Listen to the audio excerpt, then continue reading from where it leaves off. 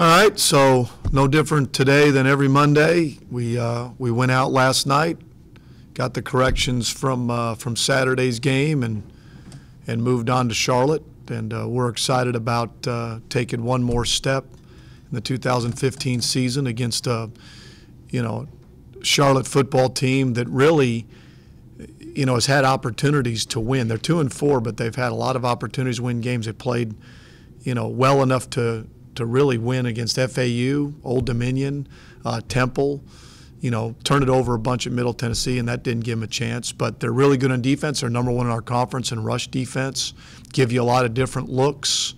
And then offensively, they've moved the football. That hasn't been the problem. It's, and we've been there in the past when you're trying to get it going, scoring touchdowns or not turning it over. So it's going to be a real challenge for us, an early game. We're going to have to get up early and get off to a fast start. But, we've had 7 really good weeks of practice and preparation, and I don't anticipate this will be any different. The good news is when you start winning, every game becomes important. This is whatever UTSA was, this is more important. Why? Because it's to try and get 5. That's all that matters now is our week of preparation and going to play a good football team, and Coach Lambert's done a great job. They've got a good team. They play hard, and so we're excited about this week. Questions? Coach Duggan talked a little bit last week about how we asked him about what the difference was on defense and things, and he talked about how the guys are starting to kind of get it. He's being able to. He's not just having to teach the basics or whatever. They're kind of starting to get it. And then after the game, most of the players were talking, a lot of the common theme was playing for each other and understanding the importance of doing the little things to help the other guy and that sort of thing. That's I think that's all a part of it. I think first you have to have enough talent. You have to have enough guys that can make plays, and we have that now. So we have talent, okay? So it starts with that premise. And then having the right guys that take the approach every week of being engaged in meetings, putting in the extra time, working at practice, feeling their energy at practice, not getting through practice, but really attacking practice, which we have had. And sure, we've got, Elijah Parker, Brian Anderson, they were first-year guys last year. Now you throw in Mustafa and Bolton and Yancey, who didn't play much at all, actually redshirted, and you've got Denarius Antoine and Picasso at a different spot. You've got all these guys that are just starting to kind of it all fit together. So, but it's a week-to-week thing. I say it all the time. It was just 4 or 5 weeks ago, hey, you expect a high-scoring game. So one thing we can't do is forget how we got to where we're at, and that is by working hard, anticipating success, and being confident, but that confidence comes through preparation. What you do during the week, how you prepare, leads to your confidence. And then having it all fit together, playing well offensively, scoring points, so your opponent has to throw it. And we're athletic up front where we can get after people. But on offense too, like DJ was talking after the game about how he's all the time telling Mike, 1-2 punch, 1-2 punch, and then Jalen talked about how he and Ito are feeding off each other and that sort of thing. And everybody's kind of just understanding that if we all work together, things are going to work out. Well, it's a compliment to those guys and our offensive staff. There's only one ball. I mean, you can't, when one carries it, the other guys have to play the rear ends off for each other. And that's just the way it works. And so it's nice to have guys that you feel like multiple guys that can make plays. DJ went a couple of weeks and really didn't have a lot of opportunities and kept working hard. And so that's the nature of that position. You can go weeks and, with Casey and Mike and him where, one guy seems to get a few more balls just based on who you play. It just works out that way. And but I have not seen anybody at a selfish position, which skill positions are selfish now. They want the ball. I get that, and they should. But there's only one of it, and I think our guys have done a great job of understanding that and still working. Coach, with DJ coming on like he has in the last 3 weeks, does that make things even easier for you game planning where the opposing defense has to account for not only Mike, they have to account for Casey, and now DJ's coming on strong? I think the more guys you have that can make plays, it's beneficial to your team. I mean, that's no question. If DJ continues to play like he's been playing, and we keep developing those younger receivers, so if they have to go in the game, that your quarterback feels comfortable more than anything. You know, there's certain times in a game where, you know, if you have an elite player where a defense might do things to take them away, but really it comes down to the confidence of your quarterback. You know, sometimes if he doesn't have the confidence to look that way or go that way, then it hinders your offense as much as it does what the defense will do to take them away. Coach, after the game the other day, you talked about how you were better than UTSA, and a minute ago you talked about the good news is when you start winning, that every game is more important. You had a chance to sit back and just think about where you were 2 years ago to where you are now? Not very often do I really want to think about 2 years ago. But like I said a few weeks ago, I said, you want to humble yourself, go back and look at some film from 2013, you know. But we don't do that. We just move forward. I'm doing it better. The changes that we've made have made us better. Having more talent has made us better. The culture we've created, the guys, has added to that. So I don't really – did I know that going into the game against UTSA that it would go that way? No, because of how they'd played against Colorado State and played against La Tech. But, you know, playing them at home, and we got after them pretty good. So, you know, but I don't reflect back that often. At least I try not to. And in those last couple of years before this one, you probably learned a lot about your team and how they respond to losing. So now at 4 wins, kind of uncharted territory, how have you seen them respond to winning? Well, first of all, you know, I learned more in those 2 years than I've learned in the other 25 years of coaching, of how to continue to every day bring it and be positive and keep recruiting. And that's what our job is to continue to find a way. And were we always perfect at it? No. And then if you need to change, change. Make changes where they need to be made to keep pushing your program forward, which we did.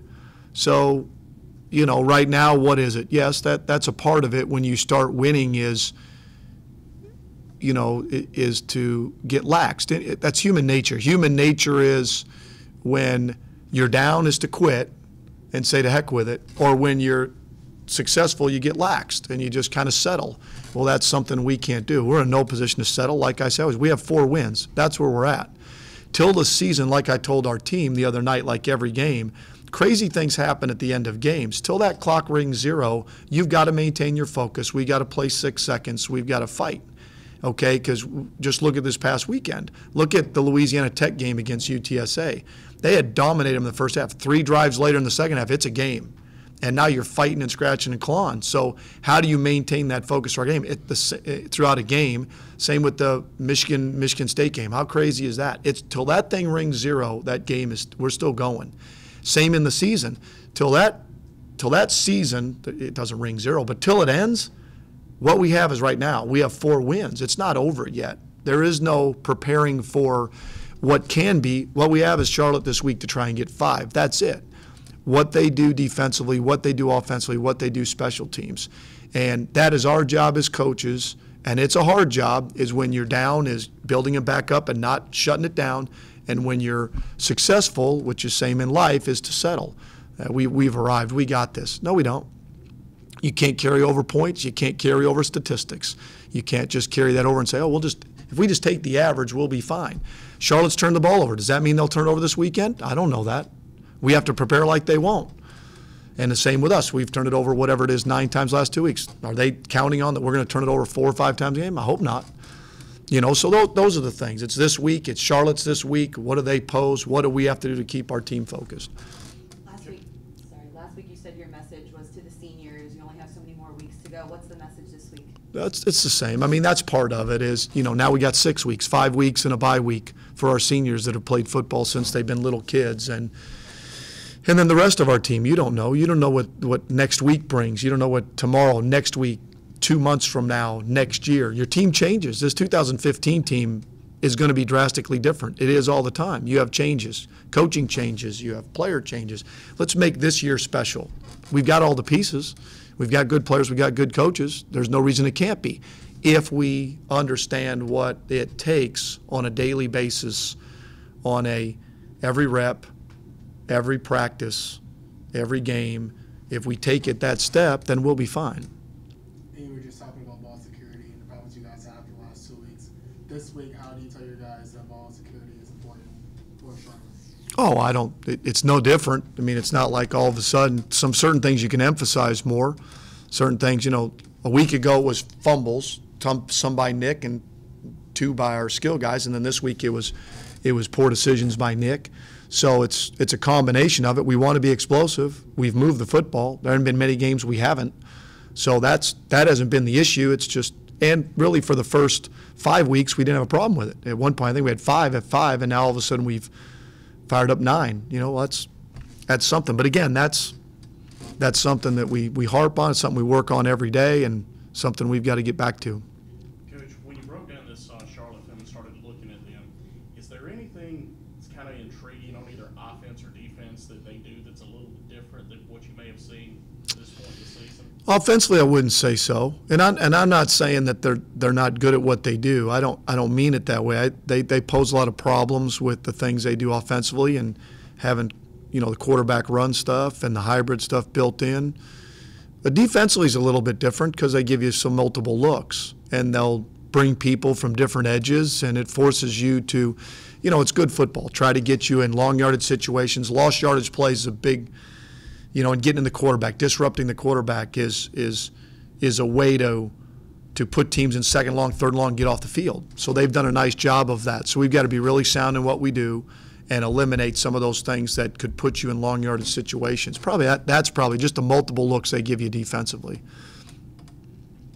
The players were talking after the game, or at least Mike was, and I've heard some other ones talk about how you stress not looking at the scoreboard during the game, just play the play and the points will come, sort of thing. I mean, if you could just talk about that. Well, everybody talks about never looking at the scoreboard. The question is, do you fight human nature? Everything we do in life is fighting human nature. It's, okay, I'm in a meeting and we start off the week talking football. Okay, am I drifting? Am I taking great notes? Am I dialed in? Am I asking questions? Am I engaged? Am I really taking advantage of these moments to really learn your opponent? Okay. Like it's my job to do that. Like I want to be a part of something special. Then it's on the field. When I'm not getting reps, am I still dialed in? Or am I? Human nature is nowadays with the phone, and I mean our attention spans anymore. Mine, yours, our players is so short. Instant. You want something. If not, they go elsewhere with their minds. How do we fight human nature? Then, whether it's walkthroughs, then it's in the game. How do I fight not looking in the crowd? How do I fight not when things are going well, not, just, hey, boy, we got this, or the score, or no, because the next series is different. Each play is different. Within itself, each play is different. Every series. You could stop a team and go 3 and out 4 straight times. All it takes is 3 drives, and that's 21 points. And that's it. And you look back and you go, what just happened?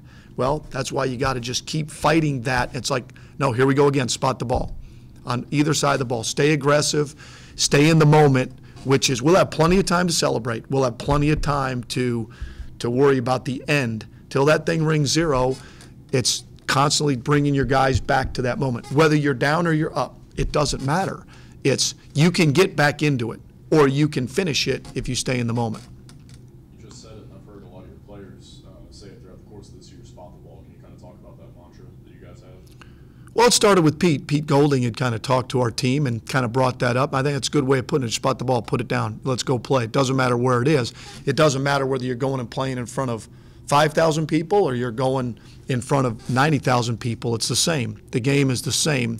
Teams pose different problems, but let's go play. If you like to play, let's go play and show that you like to play.